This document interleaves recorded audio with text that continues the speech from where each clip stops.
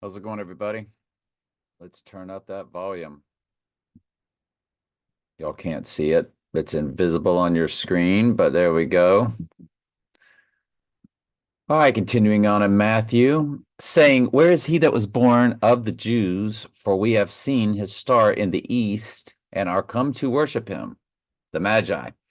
When Herod the king had heard these things, he was troubled, and all Jerusalem with him.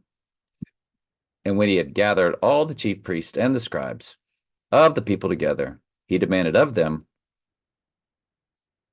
where Christ should be born. And they said unto him, In Bethlehem of Judea. For thus it is written by the prophet, And thou, Bethlehem, in the land of Judah, and not the least among the princes of Judah, far out of thee shall come a governor that shall rule my people Israel.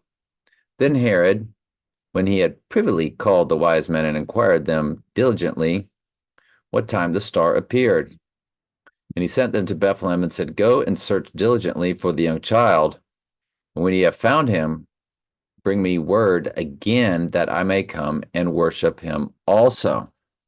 When they had heard the king, they departed, and lo, the star which they saw in the east went before them till it came and stood over where the young child was.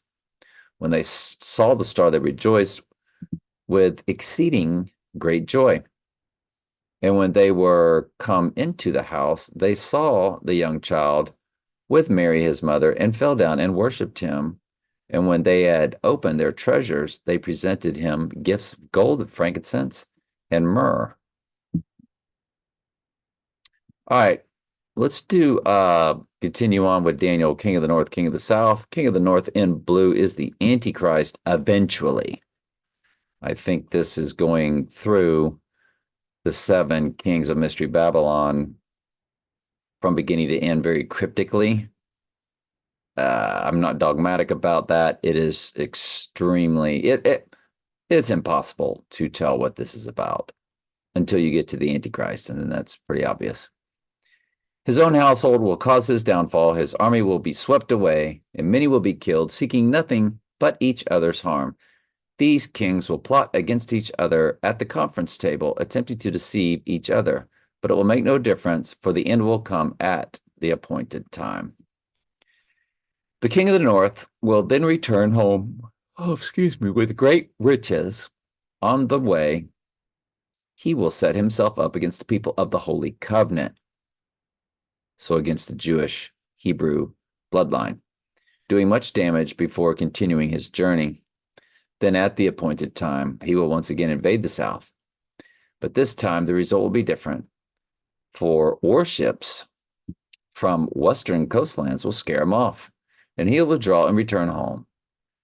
But he will vent his anger against the people of the Holy Covenant and reward those who forsake the covenant. His army will take over the temple fortress, pollute the sanctuary, put a stop to the daily sacrifices, and set up the sacrilegious object that causes desecration. This is the abomination of desolation. He will flatter and win over those who have violated the covenant, but the people who know their God will be strong and will resist him.